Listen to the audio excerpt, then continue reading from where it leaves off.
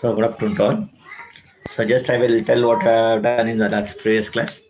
So we have gone through the domain decomposition and functional decomposition. So anybody having any doubt with respect to the domain decomposition or functional decomposition?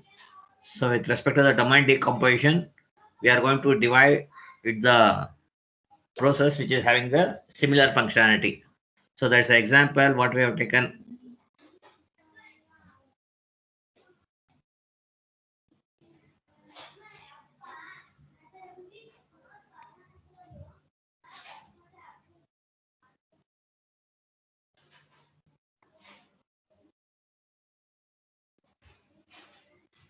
So in a functional decomposition, in the functional decomposition, so the unit work are split depending upon the different unit of work will be performing the different task. Okay, so all these tasks are functionally independent of one another. So it is going to be decomposed in the beginning, and at the end it is going to be have it's going to have the composed at the end. So that's what the functional decomposition is going to have. So that is not in the yesterday's class. We discussed about the sin x. That is one problem which is related to the uh, function of x, which is having the combination of sin x plus sin x, cos x plus tan x. So as we have seen that sin x is a different function, cos x is a different function, tan x is a different function. So now when you are going to have the different function, you have to split the work. Okay. So sin x will be treated as one unit of work. Your cos x will be treated as one unit of work. Your tan x will be treated as another unit of work. So after that one, after decomposing all these three unit of work differently, then at the end we are going to combine each other at the end. Okay, so we are going to sum up all this sin x plus cos x plus tan x. So that's what the functional decomposition is going to tell about. So whereas in your uh, domain decomposition, you are going to have the array. For example, it's an array. So when you want to sum up or some addition of two arrays or multiplication of two arrays, if you want to do, so each individual entity will be having its own data, right? So if you take the when you are adding the number of sum of rows and sum of columns, so the output row our output sum will be equal to the sum of the input sum and the output sum, right? So that means the data which you are going to take is fixed to that particular column or row. So now that data is independent of one another. So but the data is splitted there. The matrix which is going to have the data which is there inside the matrix will be splitted, and each individual split is given to one thread, and each thread will be running its own computation. That is, it is going to calculate and it is going to retrieve at the end at the output. So those two programs you are going to have, and the program which you are going to have is written in .NET. Okay, so .NET is similar to the Java. So there you are going to create the thread. So inside the thread will be having the main class and the subclass. So in your functional decomposition, you are going to have three threads. One thread is to compute the sin x. The other thread is to compute the cos x. The third thread is used to compute the uh, tan x. So then one more thread should be there, which has to at the end, once it is combining, so you have to join all these threads, right? So once you are combining all these threads, so summed up will give you the function of x. So that's what the program is going to tell all about what we have discussed. So in the next topic, which you are going to have, how the multi-threading will be implemented in Aneka is the next thing. So we have generally seen how the thread will be done, how it is going to be decomposed, and how the work will be allocated depending upon the functionality and depending upon the data. So next, how we are going to implement the thread with Aneka and how it is different from the thread which are going to have in a process, that we have to know. Now, when the application becomes complex, so you are going to have the application. So that particular application becomes complex. So as the number of anybody having any doubt? Let's see.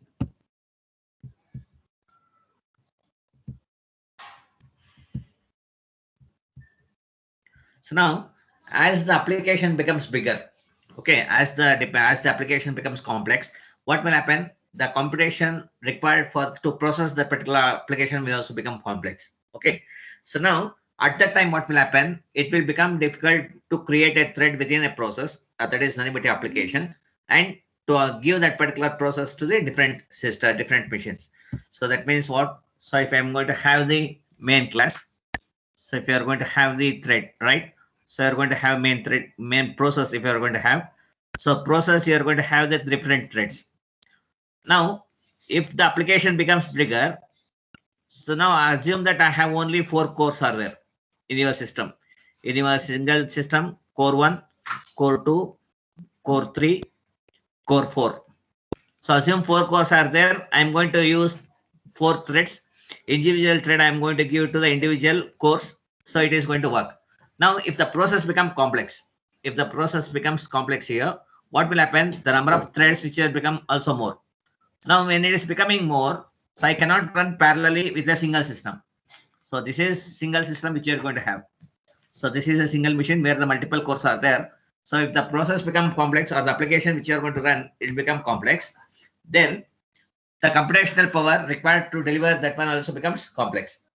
So now at that time, the demand cannot be this particular demand, what is going to have when large applications are involved, it cannot be addressed by a single machine. So that particular application to run, that cannot be addressed by a single machine. Now, when it is not able to address by a single machine, what is the next process I have to go with? How I have to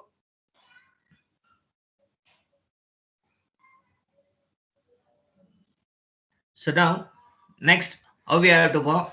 So at that particular time, so when you are going to have this particular type of scenario, we should have the necessity to leverage distributed infrastructures such as clouds. So because I want to have the distributed infrastructure, so that whatever the application I'm going to split, that particular work which I cannot do it on a single system, that particular work can be allocated to the different cloud. So now here, with respect to the figure what I have shown here, so here the 3 tool sets are there, right? So this will be provided by the distributed architecture. So this will be provided to the distributed architecture which you are going to have. So this will be running in one architecture. This will be running in another distributed architecture or cloud. So cloud is nothing but what? Where it is going to be reside outside of your processing single system. So now this is distributed. So that means you are going to have one data center here. So this will be data center 1. So if you are going to have the data center, so this will be, I'm going to give one data center, this particular work to perform. I'm going to give that particular work to another data center. Okay. So like that, I am going to distribute. I'm going to I'm going to run the application faster. So now when you are going to have that particular, so here also I have to do the decomposition, right? So since we are creating a threads, so decomposition techniques can be applied to partition a given application into several units of work. So as the name indicates, we have come across the decomposition. So decomposition is nothing but splitting the work or partitioning a given application into several units of work, depending upon some factors. Okay. So now, once you have divided the unit of works, what you are going to have once you have done using of the work. So now, rather than being executed as single threads on a single node, so that means, so if you are going to have the single node means what? Single machine. So rather than executing in a single machine, so what they are going to, how they are going to utilize now? So you are going to have the application here.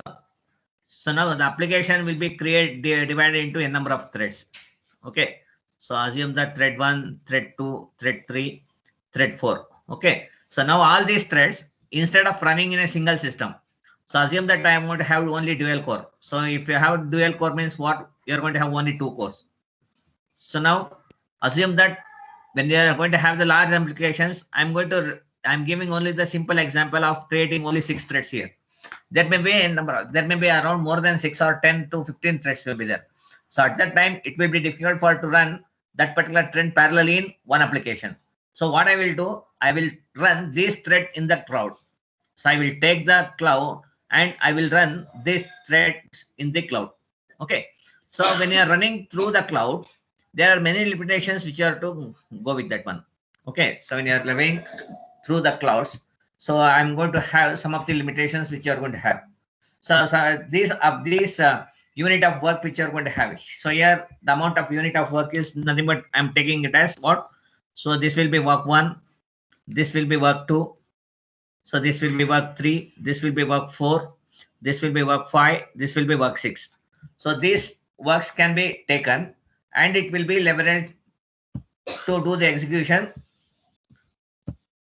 So to do the execution in the and submitted for execution for leveraging clouds. So now even this particular facility, so that means I'm distributing all the works to the different cloud. So it will increase the degree of parallelism of applications. So now what is the other disadvantage which you are going to have if you are incurring that cloud into the execution? Obviously, if I want to run that particular application in the cloud, I have to purchase the cloud, right? So if you want to purchase the cloud, obviously the cost will be incurred. So in terms of application design and performance. So if your application is more compact, then you need to have more system should be there. Then you need to have more compute infrastructure should be there. So you should have the more amount of cost to be incurred to have the facility from the cloud. So for example, since the different units are not executing in the same process space, but on different nodes. So what happens, both the code and the data needs to be moved to a different execution context. So that means what?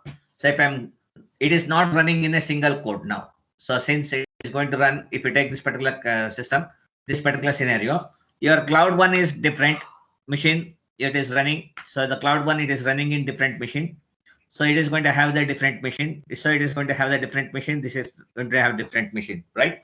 So when you are going to have the different machines, so how we are going to make the execution context simpler? How we are going to make this particular execution context simpler? Because whatever the code and the data you are going to run, so that has to move to the different execution context. That means execution context is what? It has to run in the different system itself. Okay. So when it is running at the different system, so the same thing happens to the result. Okay. So once it is done, once this particular application is done, so I have to brought back the work. So once the work is completed, so the complete work has to be given to the master, right? So it has to come to the master process. This has to retrieve back. This has to be retrieved back, and whatever the work has been assigned to that particular cloud, it has to be retrieved back to the application. Now here, this will be master. This will be the master node. So then these nodes are called as slave node at that point. So this is the master node. This will be your slave node, which you are going to have. So now, even we have to take care at the receiving end also. So even the results which has been obtained by the individual node, that has to be collected remotely, okay, and brought back to the master process or master node. Okay. So now if there is any communication between the different workers, so that means it is a shared memory concept. So now assume that what will happen. So this is totally different, cloud and cloud. So assume that the thread which requires here, the thread which is running, if it is having the dependency of this particular thread, that means what? Whatever the output you are going to get from this particular machine, whether the data required from this particular machine is required for this particular machine. So then the dependency is there, right? So it is now if there is a dependency which will be there. Okay. So since there is going to have the dependency, so then it will become difficult. Then it is also becoming difficult for communication purpose, because if you want to communicate through what you have to communicate, so you have to communicate through the master only. So if this particular cloud has to communicate with this particular cloud, it has to communicate through master node only. So there is no other option. But it is not the case with your single system. So in your single system, what will happen? So you're going to have the shared memory. In your single system, what you are going to have? You are going to have the shared memory. That particular problem will be solved. But it is not the case when you are distributing the computation to be done in your cloud. So then it will be difficult for you to achieve the parallelism. Okay. So now, if there is any communication between the different workers and it is necessary, then what will happen? If there is a communication between the two different nodes or workers, but here slave node. So when you are going to have the workers, so at that time, what I need to do? I need to redesign my communication model. So that means I have to redesign my communication model by what? By using what? By leveraging the APIs provided by the middleware. So you have to write the APIs. So now after writing the APIs, you are going to communicate with the APIs which has been written. So now what will happen at the time? The amount of effort required to convert applications often depends on the facilities. Okay. So whatever the work you are going to provide, so whatever the amount of effort required to convert application, so to be completed. So it also depends upon what? It also depends upon the middleware in your cloud. Okay. It offers by the middleware managing the distributed infrastructure. Okay, so that's what is going to have. So the amount of effort required to convert an application, it mainly depends upon the facilities offered by the middleware managing the distributed infrastructure. It is nothing but the cloud. Okay, who is managing the distributed infrastructure? That is nothing but your cloud service provider. So now, if we take the Aneka, Aneka as a middleware of managing, it is going to manage the clusters, grids, and clouds. So that is your Aneka is nothing but a platform-based service. So it's going to provide the developers with advanced capabilities for implementing distributed applications. Okay.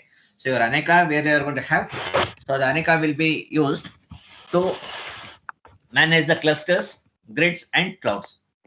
So in particular, in traditional programming, if we take, in particular, it takes traditional thread programming a step further. So if you take the normal threaded applications, so what will happen in the normal threaded application? So we have to write a program in such a way that so the threads which are created should run outside the process also and on separate machine also. Okay.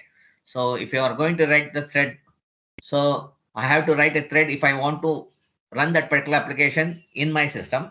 So I have to write a thread in such a way that the thread which has been created, okay, the thread which has been created, that should run outside the process also. That should run outside the process also, and it has to be run on the separate machine also. So normally, if you take up the definition of the thread, so what will happen? So inside the process, if you take this one as a process, the thread will be running inside this particular process. There will be a number of threads which you are going to have. But here, there are scenario is what?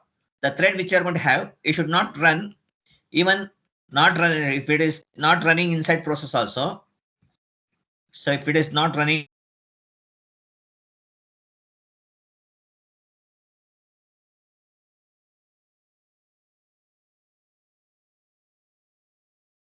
outside the process also, the thread should run outside the process also. So this you have to keep in your mind what you are going to have. So that is what the thing which you have to keep in your mind when you are building your normal threaded applications. So when you are going with the multi-threaded application, so the process in turn is going to create the thread. So but whatever the thread you are going to have, if you have this particular scenario, that means if I want to give it that particular thread to the another node itself, then my limitations will increases. What are that particular limitation which is increasing there? That particular thread has to execute outside the parent process on a separate machine. Okay, that should run at the outside the parent process on the separate machine. So now, what in reality, what it becomes? So in reality, what will become? So in reality, so these threads which are going to have, okay, so threads which are going to have, so you're going to have the process. So you're going to have the process in the inside the process. You are going to have a number of threads. Let us assume that thread 1, thread 2, thread 3, thread 4, it is going to have. Each thread will be given to different machine. So this will be machine 1, it is going to give. This will be machine 2, it is going to give. Your thread 3 will be given to machine 3. So and this particular thread will be given to machine 4. So this is how it is going to be provided. So machine 1, machine 2, machine 3, machine 4. Okay. So now, when you are going to have this particular type of threads, so if I am going to do the write the applications with the same thread constructs, so we should know that all the concurrency has to be achieved and they have the synchronization has to be achieved with the traditional thread. So Aneka threads, as they are called, so it will be easily port existing multi-threaded compute intensive applications. Okay. So Aneka threads which you are going to create, so that will be easily portable. So Aneka offers features of thread by means of thread programming model. Okay. So introducing to thread programming model. So to have these particular features where the thread has to run outside the machine also. So you should have the proper concurrent execution of the thread also. and you should have the proper synchronization also inside that particular thread. So to have this particular features, okay, you should have these particular features when you are running on the different infrastructure or different cloud which you are going to have. So to have this particular part, Anika, what it is going to offer, Anika is basically offering the capability of implementing the multi-threaded application over the cloud. By means of what? By means of the thread programming model. So what do you mean by this particular thread programming model? So this particular thread programming model, which you are going to create in your Aneka, so what it is going to be, what it is going to provide it is basically mimics the behavior of local thread. So that means whatever the thread, local thread, it is going to be generated. So that will mimic in such a way that, so it is going to do the same exact operation in such a way that that particular thread has to execute in a distributed infrastructure. Okay, so I'm going to have the thread. So then how the normal thread is working inside your Signal system, in the same way, whatever the thread created by your Aneka has to behave in the same way. But what is the limitations you are going to have in Aneka? But only the limitations which you are going to have in Aneka is it has to execute over distributed architecture. Okay, distributed infrastructure where it has to be running.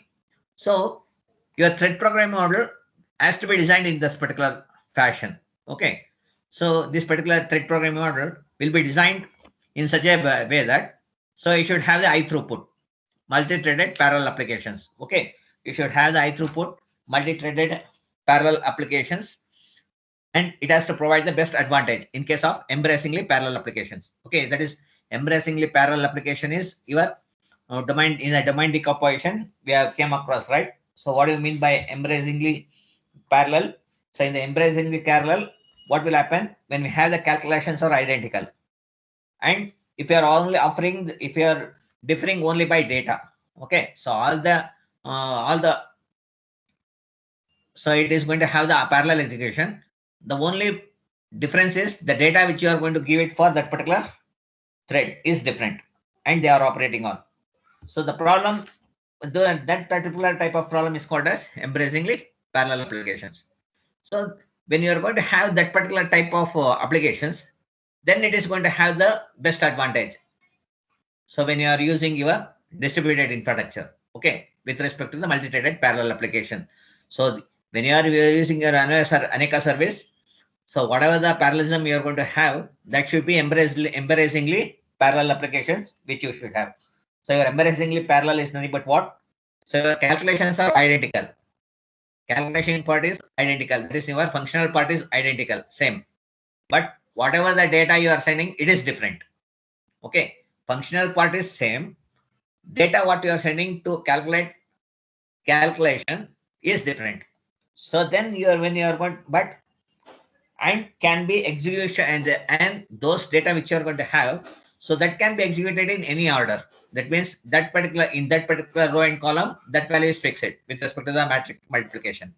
So I cannot change the value which I cannot change the formula to insert the value into that particular row and column. That is what your embarrassingly parallel application is going to tell about. So now in the each applications, design for Aneka is represented by a local object that interfaces to the middleware. So how we are going to build your multi-threaded applications in your Aneka is, so we are going to have the application. So whatever the application you are going to design for Aneka, so it is going to be represented by a local object. So this particular local object, what you are going to have, that will be having the interfaces to the middleware. So that will be having the interfaces to the middleware. So we are going to have the different programming models which has to support the framework.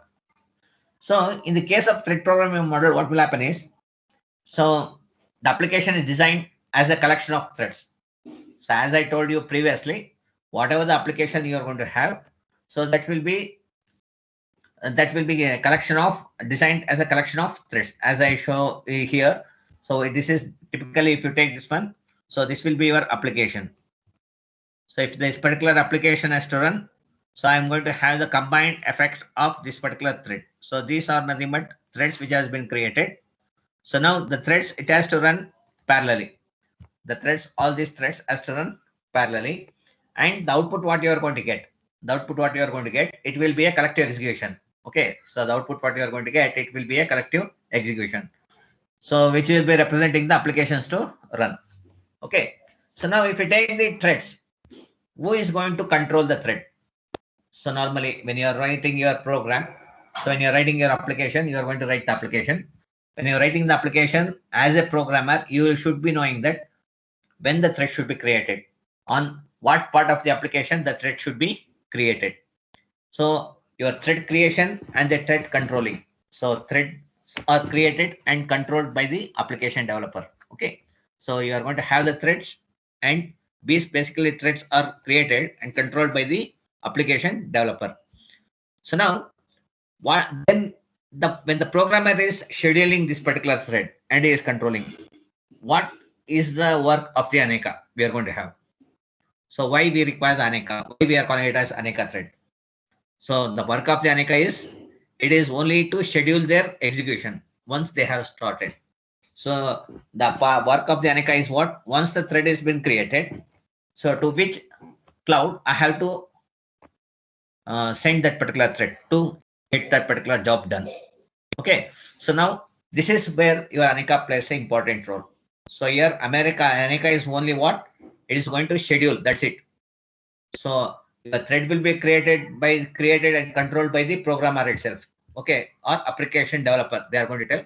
So who is the application developer? Application developer is nothing but a programmer who is going to develop the code, right?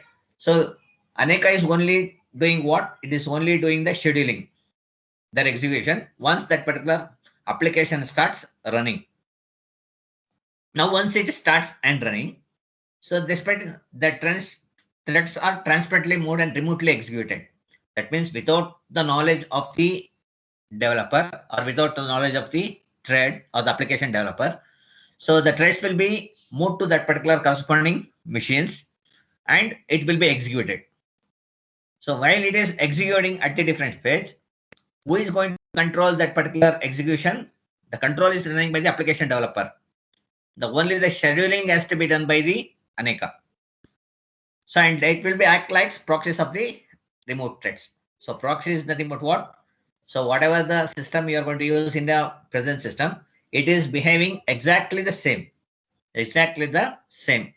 So that is what the proxy is going to all tell about.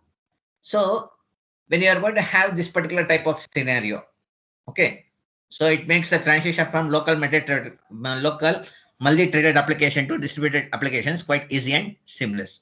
So what are the different features you are going to have in this one, Aneka?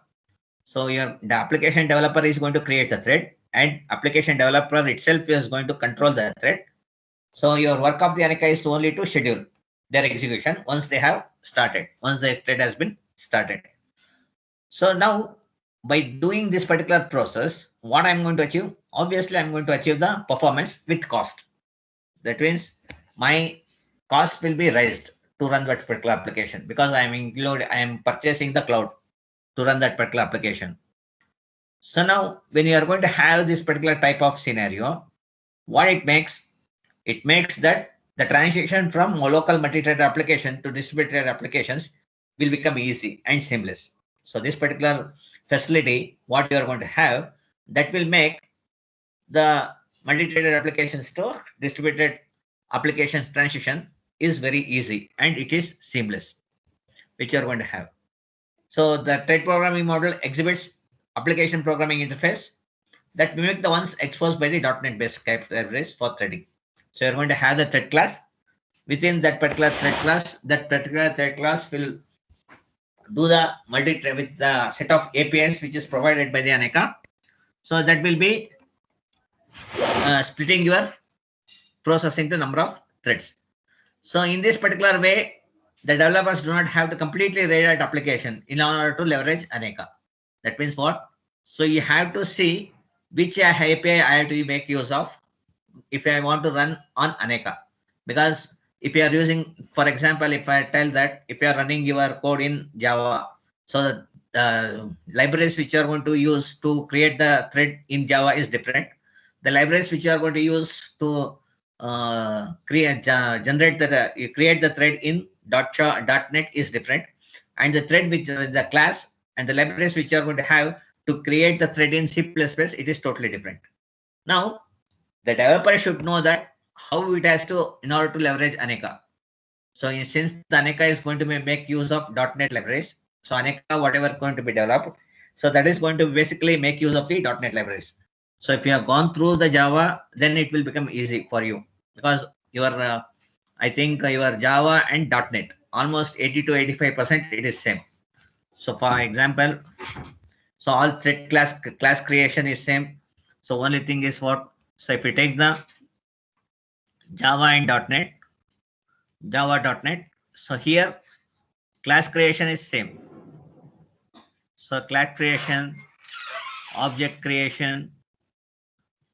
So here also it is going to support the constructor. So all of you should know what you mean by constructor. And once you are constructed, you should know what you mean by destructor. Then you should know. So here also it is going to use this pointer. Okay. So constructor you should have. So all, if you know all these three basics with respect to Java, so all these three is going to be supported by .NET. So all these three is supported by .NET programming. So that's what I am telling. So if you are going compatible with your C program, that's enough to shift to the transition to the any other programming language. So why I am telling is, it is nothing but what? So if I take the C programming, if I tell, okay, if we take the C programming structure, so you are going to have the struct name, some student you are going to have. So inside the student, you are going to have different variables, right? So int, char, or you can use this struct only inside. So instead, when it comes to the OOPS concept, it's C++ or Java. So here you are going to have what? Class. So you are going to have the class stud. So inside that one, you are going to have the public. So inside that one, I'm going to have the int and char. Some variables will be there. So I'm going to have the private part. So in the private part, whether I'm going to have the built-in functions like void, read data, like that and all. So even inside the structure, you can have the read data and all. Okay, read data and all. Okay, so even if this particular functions can be written outside the main also. Okay, outside the structure also. So in Java also the same. Class thread will be there. Same thing. So here also you're going to have the public, and here also you're going to have the private. Okay, so same thing is going to have. So instead of struct, it is going to have the class. Only thing is, in your C, by default, variables inside structure is public. Variables declared inside the structure is public. Okay, so here by default it is private.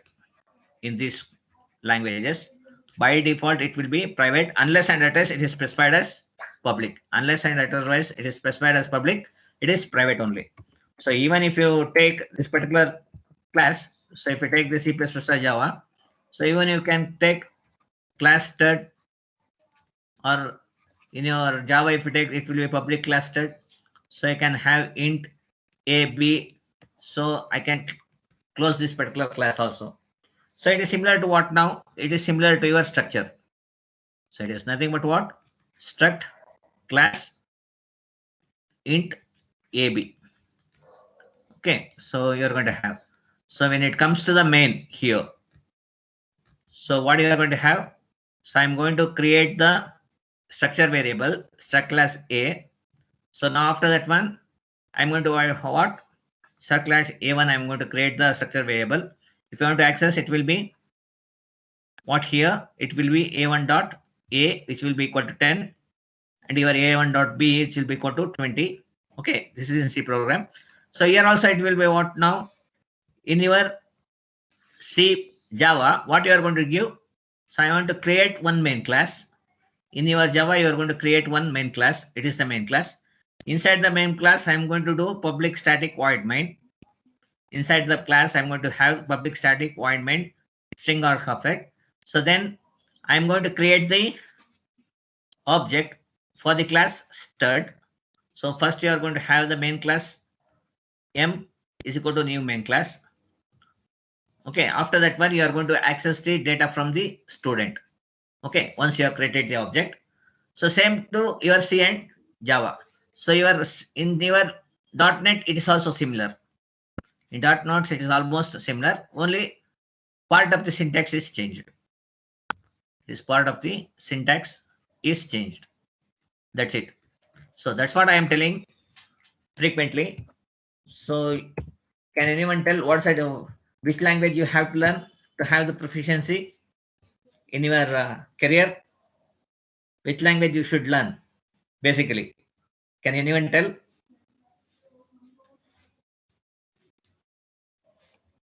So from beginning, I'm telling for the class what I'm going to take.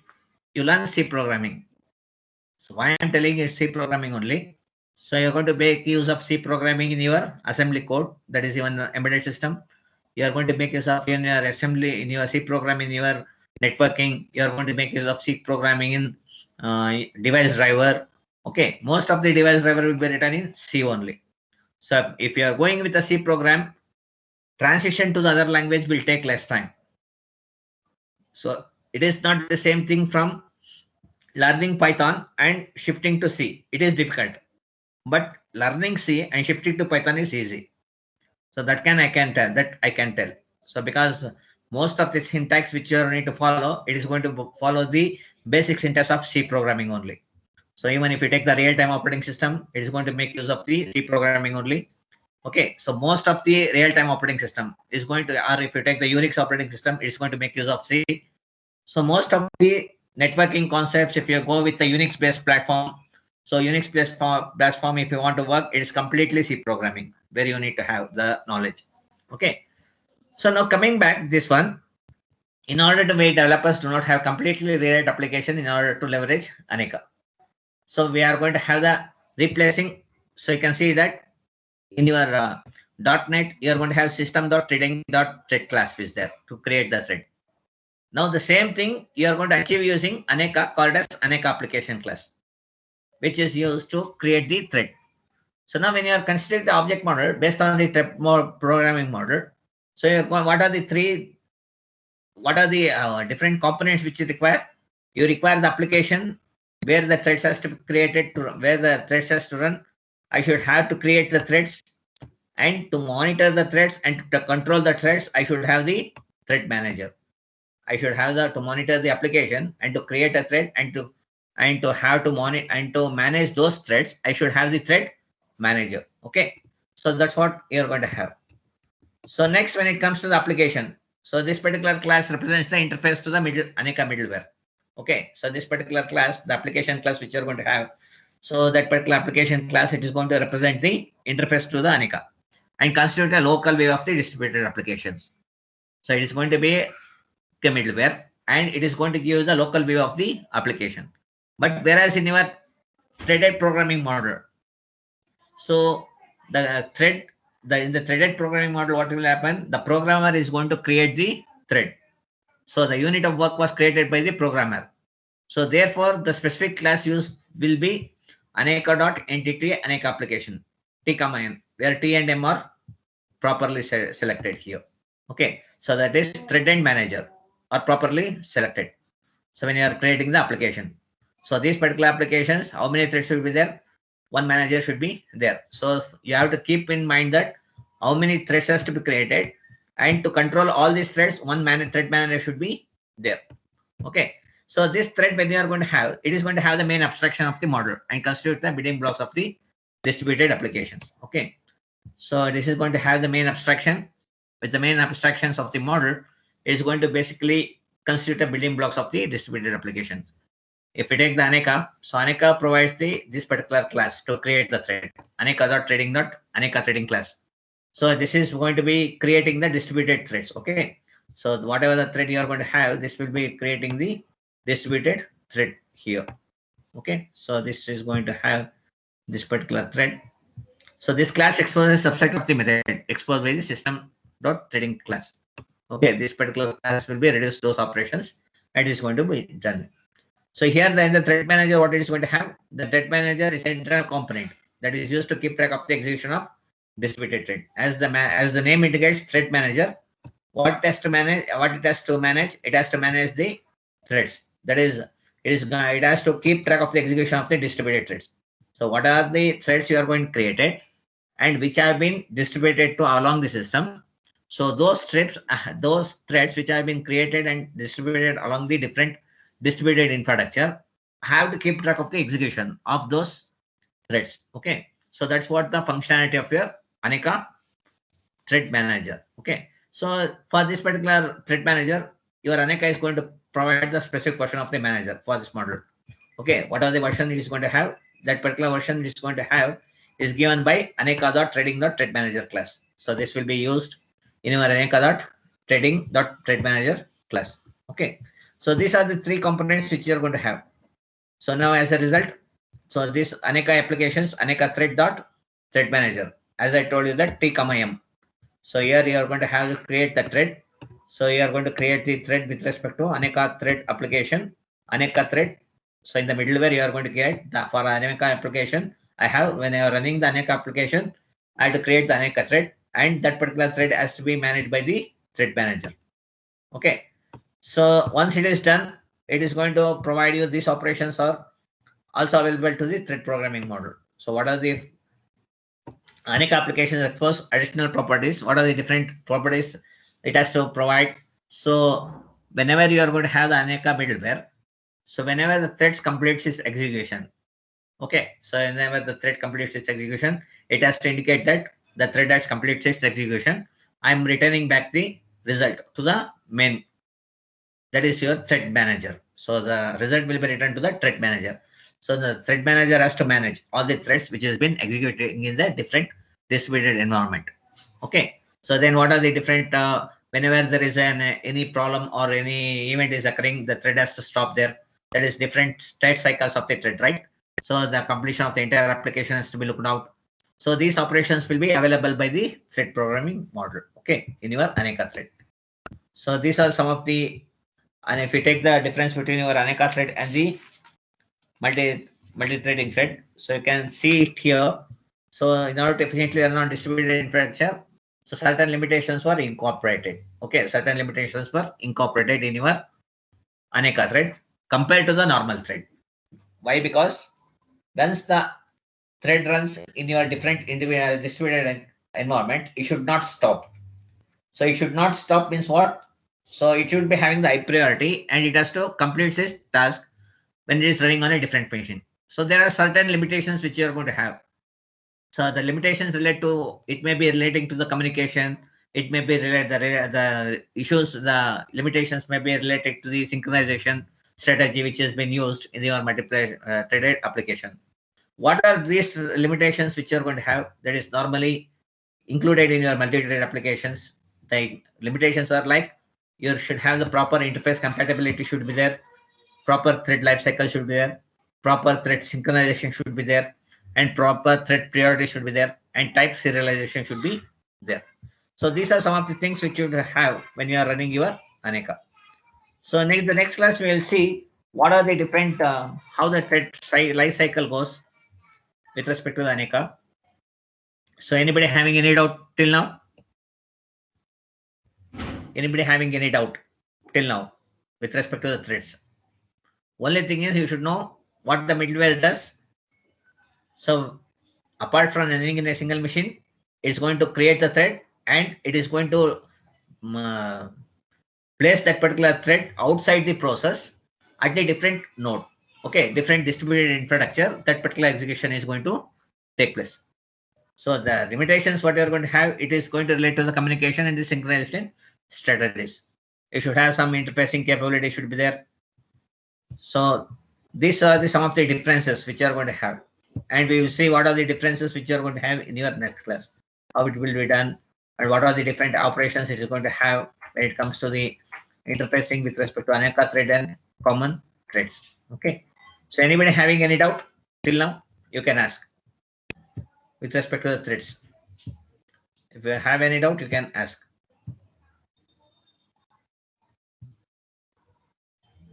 So my sincere suggestion for you people is, so whenever you have the time, go through the C programming.